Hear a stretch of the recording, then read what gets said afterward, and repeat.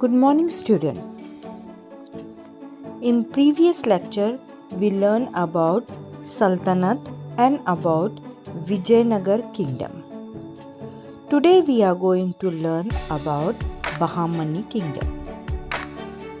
Now children, Muhammad bin Tughlaq was still reigning.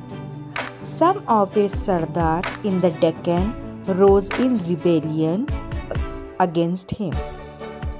The leader of this Sardar, Hassan Gangu, defeated the army of the Sultan of Delhi.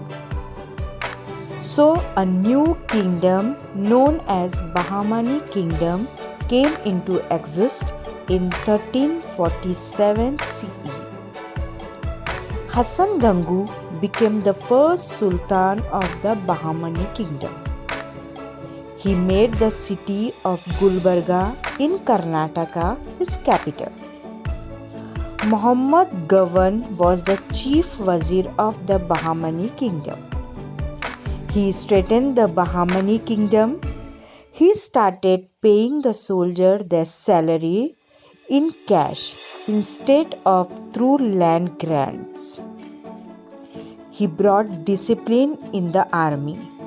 He also introduced land revenue system.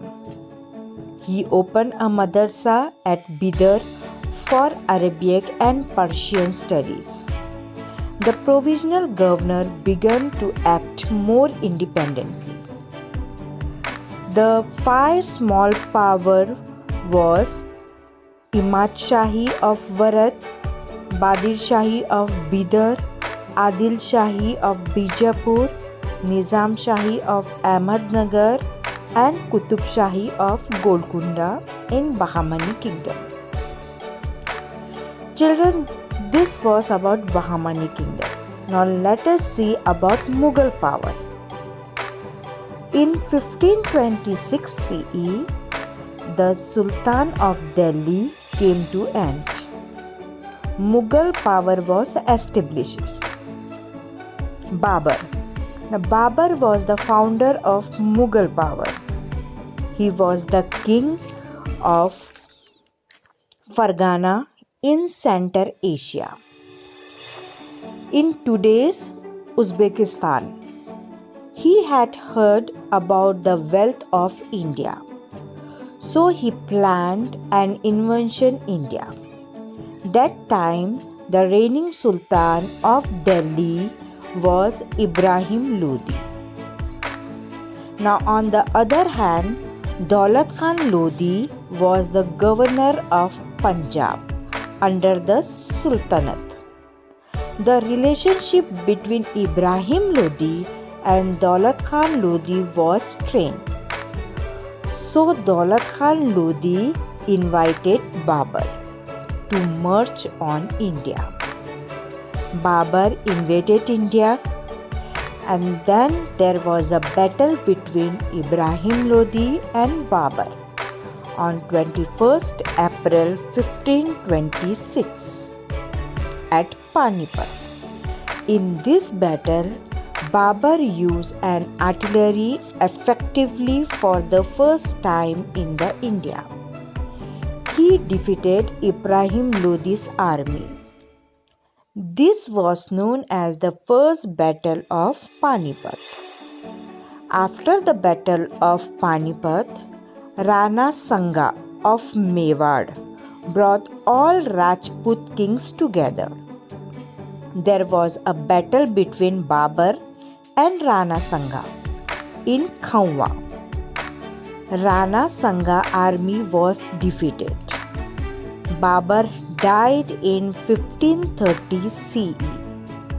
After Babur, Humayun, then Sher Shah, then Akbar ascended the throne. There was a battle between Akbar and Hemu at Panipat in 1556 CE. This was known as the Second Battle of Panipat. Akbar's ambitions was to bring the whole of India under his one center authority. After Akbar, Jahangir became the emperor. During his reign, his wife Noor Jahan played an active role in the administration. Jahangir was followed by Shah Jahan. The next emperor after Shah Jahan was Aurangzeb. Aurangzeb reigned for a very long time. After the death of Aurangzeb, the Mughal power became weak. Now see, some more competence was there, like Maharana Pratap. After the death of Uday Singh, Maharana Pratap ascended the throne of Mewar. He continued the struggle for Mewar. He has become emotion in history due to his quality of valor, courage, self-respect, sacrifices, etc.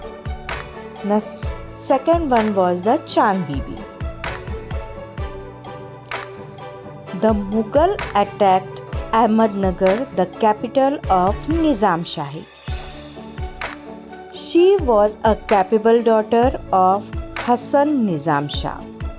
There was an internal strife among the Sardar in Nizam Shahi kingdom. This resulted in the murder of Chand Bibi. The next one was the Rani Durgavati. Gondwana can broadly be said to comprise the eastern part of Vidarbha. Durgavati born in the dynasty of Chandal Rajput. She became the queen of Gondwana. She was married. She was an excellent administrator. The struggle of Gondwana queen against the Mughal is important in medieval history.